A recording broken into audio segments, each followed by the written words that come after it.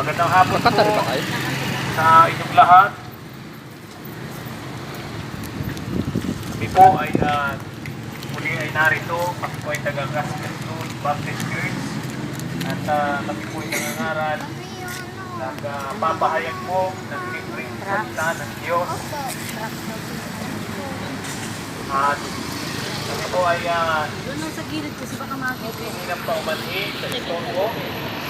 At narito po kami upang mahayag ng salita ng Diyos. Mamaya na lang, Joy, muna. Gagawin o hindi na po kami Aktibo, hindi Choy. dahil kami po ay lahat po, bawat isa po sa amin ay naghahanap buhay rin po. Mayroon po kami sarili-sariling hanap buhay. Kaya dito po kami ay nangangaral ng libre po para po sa salita ng Panginoon. Okay?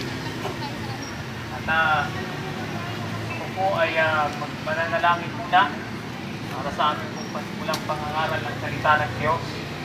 Ito'y manalangin na bilang Diyos namang makapangyarihan sa lahat. Salamat po sa habok ito, sa pribilegyo ng pagbahagi po ng salita, Panginoon. Patuloy na kayong gumawa at pumilot sa puso ng mga kapakinig po sa paligid, Panginoon. Dalangin ko po ang inyo pong pagkilos o banal na Espiritu. Salamat po sa pribilegyo ng mga pangaral, Panginoon. Ito po yung namin ang dalangin sa ngalan ni Cristo Jesus. Amen. Amen. At salamat po at kami po ay bago magsimula po ng pangangaral po ng salita ng Diyos ay magbabahagi po kami ng awitin para po sa ating lahat mga kapakinig po sa paligid. Mamaya na. Kasi pero hindi ko tatanggapin ng mga tao kasi hindi natapos sila sila. Sige, kakanta muna tayo. Kanta daw muna tayo. Ay. Ano ba kantahin? Kailan ko may gitara? Oo nga, may gitara nga. Dali na. Dito muna. Papa.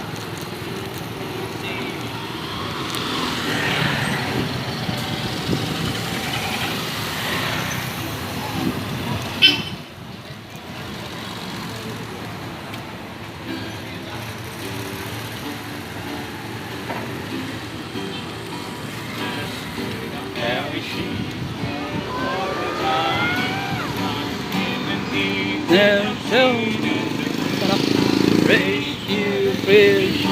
Lift up the phone. Jesus the mighty to save, Rescue the perishing. for the dying to freedom. It all Jesus To the uncertain, waiting the vengeance God to receive. Heaven and heaven, the forgiven, the only believe. Rescue the perishing. here for the dying. Jesus is merciful. Jesus loves him. Just to the perishing, you be demand. For the Lord will provide. Back to the narrow way, patiently waiting till the commander of Savior's life. Rescue the perishing, care for the dying. Jesus is merciful. Jesus will save.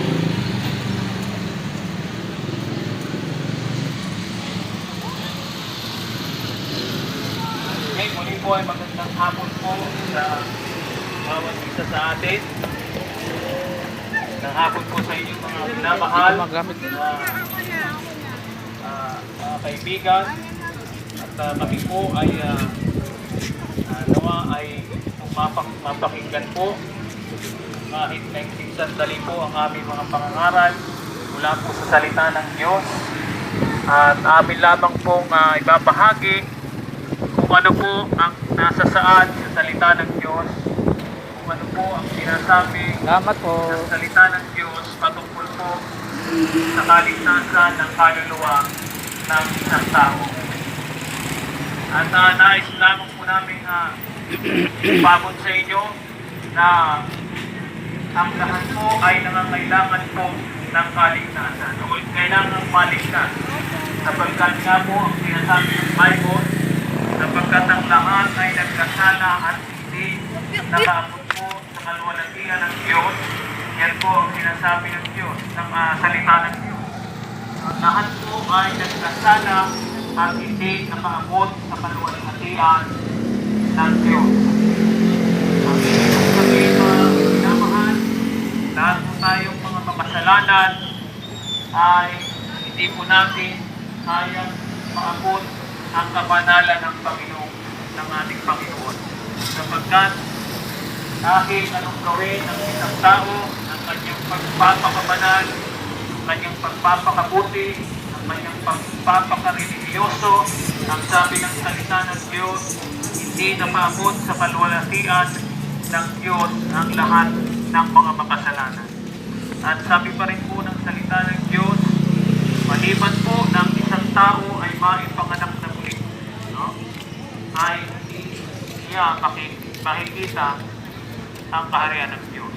Kailangan po ang isang tao ay magkaroon po, sinasabi ng Bible, ma-regenerate, no? At sabi din po ng Bible, hindi mo maililigtas ang iyong kaluluwa sapagkat sabi nga po na lahat tayo ay nagkasala. Lahat tayo ay hindi nakaabot sa kaluwalhatian ng ating Panginoon. Hindi po sabi ng Bible, hindi sa pamagitan ng mga gawa ng katwiran na ating nagawa, kundi ayon sa kanyang kahabagan ay iniligtas niya po tayo. Sabi po ng salita ng Diyos sa Titus chapter 3 verse number 5, hindi sa pamagitan ng mga gawa ng katwiran na ating nagawa, kundi ayon lamang po sa kahabagan ay iniligtas po tayo ng Diyos. Kaya po ang ating Panginoong Jesucristo ay 2,000 years ago, nagkatawang tao siya na parito. Ang dahilan po ay upang magkaroon po tayo, magkamit tayo ng buhay na walang hanggan ng ating kaluluwa. At ang sabi din po ng salita ng Diyos, si Jesus ay naglaan para sa iyong kaligtasan. 2,000 years ago, naglaan ang ating Panginoon, ang ating Panginoong Jesucristo ng kaligtasan para sa lahat ng tao. Ang ating Panginoon po ay nagkatawang tao ng buhay na katulad po natin mga kaibigan. Ang dahilan ay upang kanyang maipahayag ang kanyang nais iparating sa buong mundo. Ang nais ang ng ating Panginoong Jesucristo ay mabayaran ang lahat ng kasalanan natin. Sapagkat sabi nga po, ang ating mga kasalanan ang siyang humaharang, no? Siya po, itong kasalanan natin, ang siyang nagpapahiwalay sa Diyos at sa atin. Pero salamat sa Panginoon, no? Siya po ay naglaan para sa atin ng kaligtasan, mga minamahal. Ang sabi ng Biblia, na si Jesus sa kanyang sarili po ay sinala ang ating mga kasalanan sa kanyang sariling katawan sa ibabaw ng punong kahoy. Upang tayo bilang patay sa mga kasalanan ay dapat mabuhay sa katwiran sa pamagitan ng kanyang mga sugat, kayo ay gumaling. Mga pinamahal, ang sabi ng 1 Peter chapter 2 verse 24, ang lahat po ng ating kasalanan ay dinala sa pamagitan ng katawan ni Kristo sa punong kahoy. Naalala niyo po ang pagkapako niya sa cross. Yun po ang tinutukoy ng punong kahoy na kung saan si Kristo'y nabuyubay ng kanyang katawan sa punong kahoy sa cross ng Kalbaryo upang tayo ay bilang mga patay sa mga kasalanan ay dapat mabuhay sa katwiran sa pamagitan ng kanyang mga sugat. Tayo o kayo ay gumaling, sabi ng Biblia. Sabi din po ng John chapter 3 verse 16, sapagkat gayon inibig ng Diyos ang sanlibutan na pinagkaloob niya ang kanyang bugtong na isinilang na anak upang ang sino mang sumampalataya sa kanya ay hindi dapat mapahamak, kundi magkaroon ng walang hanggang buhay. Minamahal, ang sinasabi po dito na kapahamakan ay lugar po ng impyerno. No? Si Kristo po, no, ang ating Panginoon ay pinagkaloob niya, no, ang Diyos pinagkaloob niya ang kanyang bugtong na anak na si Kristo upang ang sino mang sumampalataya sa kanya ay hindi dapat mapahamak kundi magkaroon ng walang hanggang buhay. No? Nakikita din po natin sa Biblia na ngayon po, no, ngayon na po ang panahon upang tayo po ay magkamit ng kaligtasan. Ngayong napapakinggan po natin mga minamahal, ang sabi ng Bible, masdan ngayon ay ang katanggap-tanggap na panahon, masdan ngayon ang araw ng kaligtasan. Ang ating napapakinggan ngayon ay ngayon po ang araw ng kaligtasan. Ano pong kaligtasan? Saan maliligtas? At ano ang ililigtas? Unang-una, ang lugar po na dapat hindi tayo mapunta doon o dapat tayo maligtas sa lugar ng impyerno. Mga minamahal, may lugar po ng impyerno. No? Kaya po, ito po ang ginawa ng ating Panginoon. Siya po ay niligtas tayo. Si Kristo ay nabayubay sa po para dalhin ang kasalanan ng mundo. Dalawang po makikita natin ang kaligtasan, ang ililigtas po sa ating mga minamahal ay ang ating kaluluwa. No? Hindi po ang ating mga pisikal na katawan, sapagkat ang pisikal na katawan natin, tiyak po na ang ating katawan ay babalik po sa alabok. Kung saan po nanggaling ang tao, kung saan nanggaling, kung saan siya ay galing sa alabok, sa alabok din po uuwi ang bawat katawan ng mga nabubuhay o nabubuhay dito sa mundo. Tayo po mga tao ay galing sa alabok, kaya sa alabok din po tayo babalik. No? At ang nais po nating paunawa dito ang ating kaluluwa, ang siyang ililigtas. Ang ating kaluluwa po ang tutuong tayo. No? Ito po ang tutuong tayo, ang ating kaluluwa, at ito po ang concern ng ating Diyos. Ito po ang gustong maligtas ng Panginoon sa lugar po ng impyerno, sapagkat tiyak po ang kaluluwa ay may buhay o buhay na walang hanggan na pagbubuhay. Oras na po ang kaluluwa ay Baka masaglit. Kukunin lang ako. ang kasapatang ginawa ng Kristo sa mga kapatid. Ang ating Panginoon po, ang nag-get na po ay nagpakahirap o naghirap sa lugar po ng buong tao sa po. At siya po ay hindi lamang po nagpapalap o naghirap sa po ng Kalbaryo. Kundi ang kanya din pong kaluluwa, mga minamahal, ay kanya po sakripisyo o siya ay nag-suffer sa lugar po ng impyerno. Dahil po, bakit? Sapagkat ito po, mga minamahal, ang katanggap-tanggap sa ating Diyos. Mga minamahal, atin lamang po tingnan kung ano po ang sinasabi ng Biblia. Sabi ng Biblia, ito po ang tanging daan ng kaligtasan ng ating kaluluwa. Ang ating lamang kung hindi po tayo gagawa ng anuman, sasampalatayanan lang po natin ang ginawa ni Kristo po sa cross. At si Kristo po ay namatay, inibig, at muling nabuhay. Hindi na po tayo, wala na po tayo anumang gagawin paraan para tayo po ay maligtas mga minamahal. Sapagkat, bakit po? Sapagkat may gumawa na mga minamahal. Iligtas na tayo ng Panginoon at wala na lang natin po ang ginawa ng ating Panginoon sa Kristo. Kung baga po, meron tayong mga kaalawan sa ating buhay, kakaroon po tayo ng mga birthday, mayroon pong nagregalo sa atin. Ganun din po, no? May regalo na ang Diyos sa atin, sa bawat isa. Ang gagawin na lamang ay tatanggapin niyo yung regalo. Paano po matatanggap ang regalo? Kundi ito po ay ating palatayanan po Verse na yun na ano. na ang ginawa ng ating Panginoon. sapat na po ang ginawa ng ating Panginoon.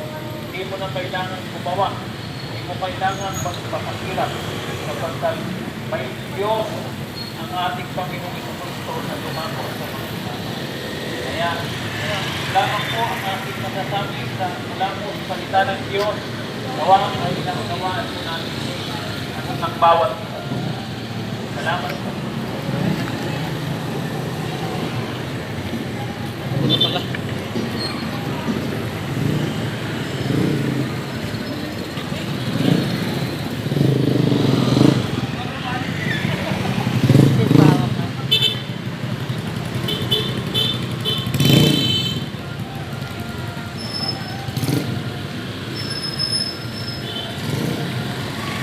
Okay.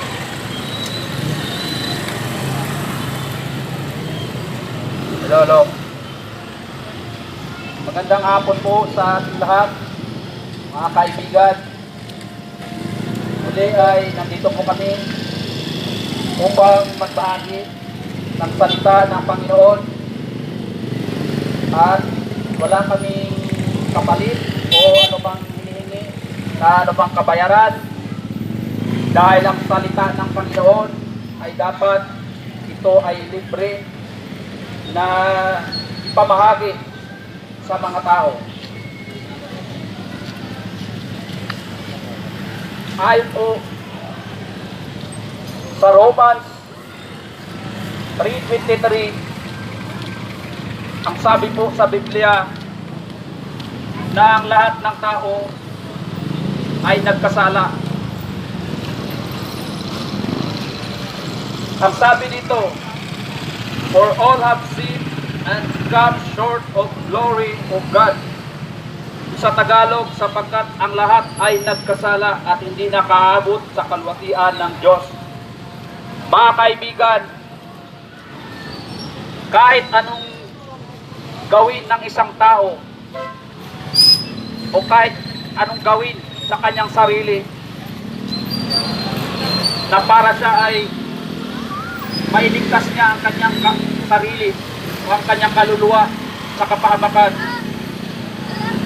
Ang sabi ng Biblia, ang lahat ay nagkasala. So kahit anong gawin ng kaparaanan ng tao ay hindi niya kayang iligtas ang kanyang sarili. Amen. Siya ay makasalanan pa rin. Yes. At ang sabi pa sa Romans 6:23, mga kaibigan, ang sabi dito, sapagkat ang kabayaran ng kasalanan ay kamatayan. Mga kaibigan, kamatayan po ang kabayaran ng kasalanan. Ito ay Amen. kamatayang physical at kamatayang spiritual. Ang kamatayang physical ay yung katawan natin.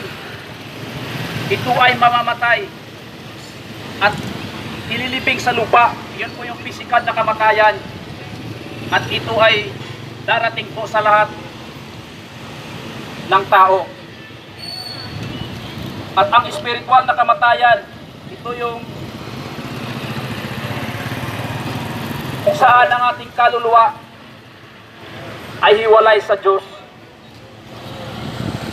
At basahin po natin ang Revelation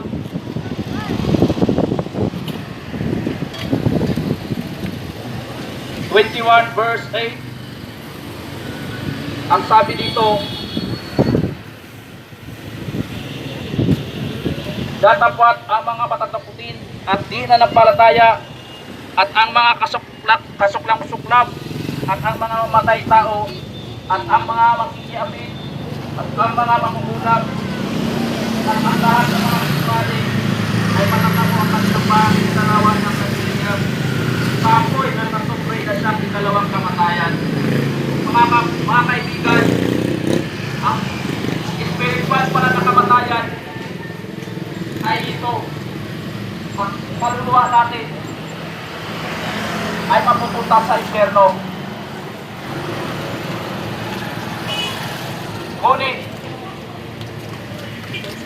mayroong magandang balita na sinasabi sa Biblia, mga kaibigan, at ito ay huwag nating baliwalain. Sa Romans 6:23, kung itutuloy natin sa huling bahagi, sapagkat ang kabayaran ng kasalanan ay kamatayan. Yun po yung physical na binabanggit kanina at spiritual na kamatayan. Datapot ang kaloob ng Diyos ay walang hanggang buhay. Walang hanggang buhay sa pamamagitan ni Yesu Cristo na ating Panginoon. Mga kaibigan, meron ang buhay na walang hanggan na pinagkaloob sa atin ng Panginoon. Ito ay sa pamamagitan lamang ng ating pananampalataya na yung ginawa ng ating Panginoong Hesus Kristo na siya ay namatay, inilibing at muling nabuhay. Yun ay sapat na. Doon natin ilagay o ilagak ang ating buong tiwala. Kasi kahit anong gawin ng tao, kahit ang ating sa pinakasikat na reliyon, ay wala kong reliyong makapagligtas. O kahit sabihin ng isang tao na mabait naman ako, mapagbigay naman ako sa kapwa, at mapagbigay naman ako sa aming simbahan, ay hindi ko yan ang tamang paraan ng kaligtasan. Dahil ang sabi nga sa Romans 3:23 sa binabasa natin kanina, na ang lahat ay nagkasala. At ang sabi sa Isaiah 4:6, ang ating mga katwiran, ang ating mga mabubuting gawa ay isa lamang maruming basahan sa harapan ng Diyos. O mga kaibigan, wala talaga tayong may pagmayabang sa harapan ng Diyos. Isa lamang ang paraan para mapunta tayo sa langit. Pagtiwalaan natin yung ginawa ni Kristo sa inyong sarili, na yun ay sapat na. Wala na tayong pwedeng maidagdag pa roon. Ay sa sinabi kanina sa unang nagsasalita na merong impyerno. Huwag natin kalimutan yan. At ang sabi sa Biblia, na ang impyerno ay walang hanggang apoy. Maraming tao, o wala namang tao may gustong mapunta doon. Siyempre, apoy yun napakainit. Pero bakit ginayawan ng tao yung salita ng Panginoon? Yes. Kung ayaw nilang piliin ang impyerno.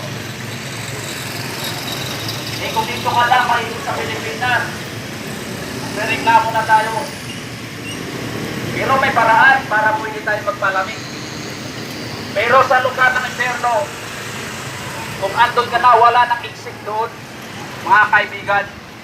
Kaya ang chance lang natin dito sa lupa. Simple lang, pinadali na lang para ang tao ay maligtas, kasi ang gusto talaga ng Panginoon, ang lahat ng tao ay maligtas. Ayaw ng Diyos na mapunta tayo sa kapahamakan, sa impyerno. Kaya binigay niya kanyang buktong anak upang ito na maghirap. Nahalin na dapat tayo ang maghirap Ang akala ng tao na maliligtas siya sa kanyang mabubuting gawa. Akala ng tao maliligtas siya sa reliyon. Wala pong reliyong makapagligtas. Amen. Kahit anong kahit wala ka pang absent sa reliyon, hindi mo makapagligtas yan. Aanin mo man na makamit mo ang bagay dito sa mundo, na yung kaluluwa naman ay mapahamak. Pero ang inaalagaan ng tao ngayon, yung mga material na bagay, Yes. sa nakikita natin. Wala nang halaga sa kanila ang salita ng Diyos. Pero mga kaibigan, sa pagkakataon ito, isipin natin sayang. Kaya sabi sa Biblia, ang sabi niya Apostol Pablo, for the preaching of the cross is foolishness. Sa panahon pa lang ni Apostol Pablo, nangaral siya ng panahon na yun, ay kinukutya na siya kahit ang ating Panginoong Hesus. Kinukutya na siya kasi ganun talaga ang tao eh. Pagdating sa salita ng pagdating sa may ganitong nangangaral, parang ayaw nila, boring. Pero mga kaibigan, andito kami. Hindi kami nangihingi ng halaga, ng pera. Ang gusto lang namin na maniwala kayo na ang kaligtasan lamang para tayo hindi mapahamak sa dagat-dagat ng apoy. Ay paniwalaan lang natin, ilagak lang natin na yun ay sapat na yung ginawa ni Kristo eh. Sapat na yun. Kanyang pagkamatay, sapat na yun. Huwag mo nang dagdagan. Sulto na yun sa Diyos. Kung dadagdagan mo pa, hindi mo paniwalaan, kulang sa iyo yun. Kung mas nagtiwala ka sa iyong religion, ikaw yung tinutukoy sa Biblia na for the preaching is the cross is foolishness. Kamangmangan sa kanila yung ganitong pangangaral. Diba? Kaya hindi kami nahihiya dito sa public na nagsalita. Dahil hindi dapat ikahiya ang salita ng Panginoon. Amen. Hindi na tayo nahihiya sa mawalang makabulong bagay. Nung kami pa hindi pa nakakilala sa Panginoon. Pero mas lalo ngayon. Ang sabi sa Ephesians verse 2 verse 8, mabasahin ko po. Para masabi nyo na hindi ka talaga yung mga sinasabi namin at hindi sarili namin mga opinion. Amen. Ang sabi sa Ephesians 2 verse 8, for by grace are ye saved through faith. Malinaw po, through faith, hindi po through religion. Yes. Hindi po through good works. For by grace are ye saved through faith and not of yourself. Hindi sa ating mga sarili. Amen. Kaya kaligtasan, biyaya eh. Kaya marami ngayong mga grupo na aanib kayo sa kanila, maliligtas kayo. Wala po. Na kay Kristo ang tamang daan ng kaligtasan. Yung kanyang ginawa ay sapat na yun. At ang sabi pa sa Ephesians 2 verse 9, not of your works, lest any man should boast. Kung sa Tagalog pa, hindi sa mga gawa na baka ang sino man ay magmayabang. Yes. Mga kaibigan, ang linaw-linaw po sa Biblia na ang kaligtasan talaga ay hindi sa iyong mga gawa. Yung pagkamapait mo, okay yun. Pero hindi mo pwedeng gamitin yan para maligtas ka. Ginawa na ng Panginoon yung lahat. Kompleto na po ang ginawa natin, Panginoon. Namatay siya, nalibing, at muling nabuhay para ikaw at tayong lahat ay magkamit ng buhay na walang hanggan. Amen. Huwag niyong sayangin, huwag nating sayangin. Habang nabubuhay pa tayo sa mundo. Kaya kami dito nagbabakasakali na sa mga nakikinig na nawa ay maunawaan yung lubos na hindi relihiyon yung pinangaral namin ngayon, kundi si Kristo. Yes. Kasi kung sa relihiyon lang, dapat doon na kami sa kamag-anak namin magkumbinsi. Amen. Ang kaligtasan ay para sa lahat. Walang pinipili. Pero ang tao lang ay pilit talagang gumagawa ng sarili niyang kaparaanan.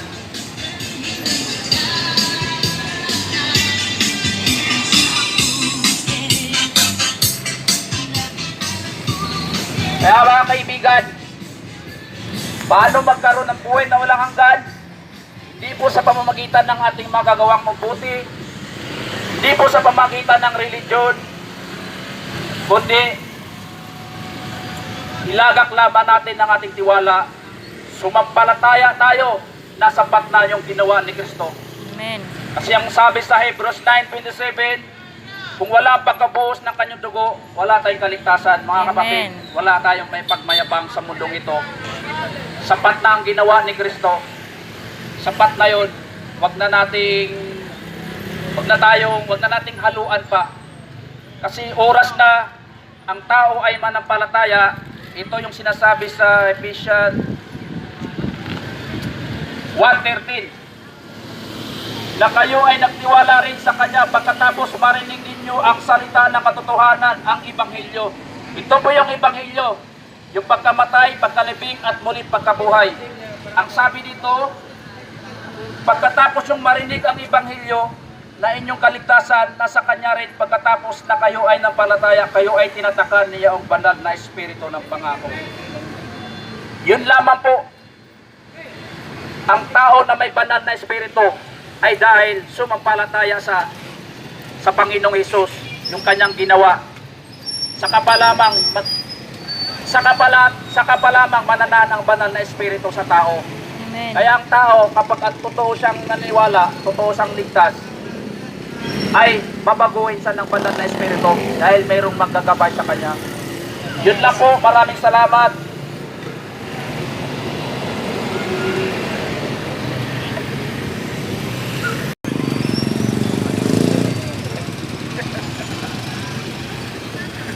Magandang hapon mga kaibigan.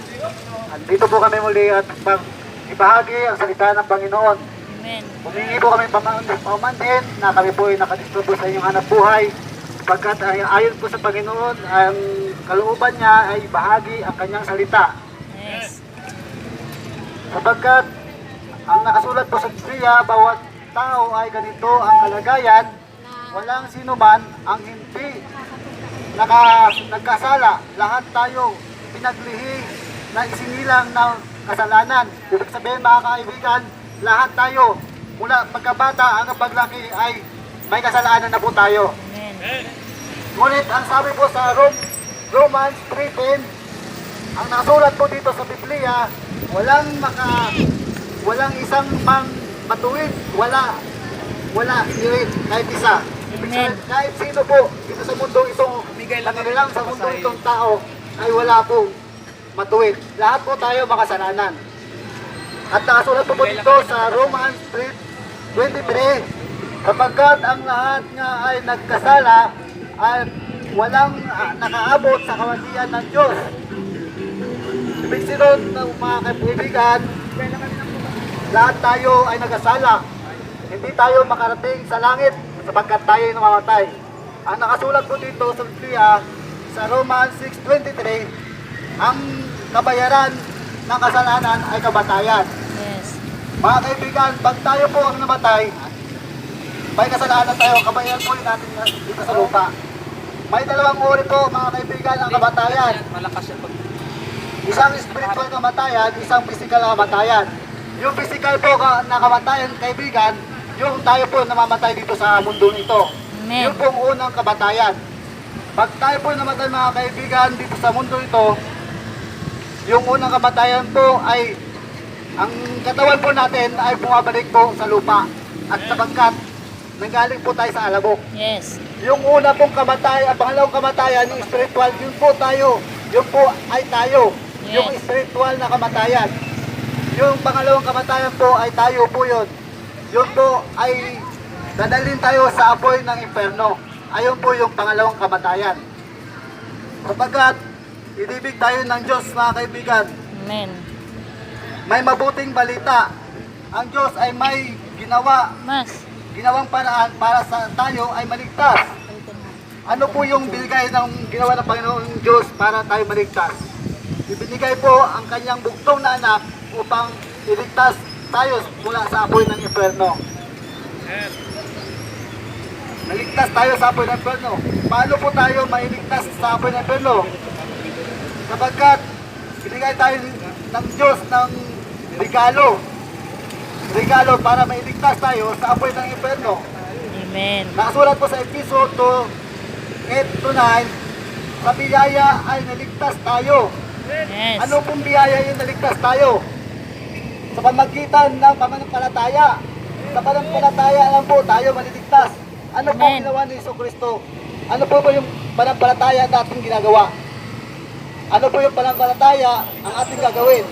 Yun po, kay Jesucristo, nung nagkatawan siya tao, noong 2,000 years ago, ay pinarusahan siya sa krus ng Kalbaryo para po sa ating kasalanan. Namatay siya, inilibing at muling nabuhay mga kaibigan. Amen. Yun po ang sinabi dito sa biyaya tayo naligtas sa pamagitan Yes. ng ating pananampalataya kay Jesucristo.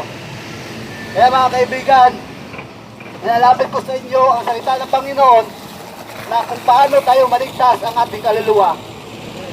Maliligtas lang po tayo sa ating kaluluwa sa pamamagitan ng pananampalataya ng ating Panginoong Hesus.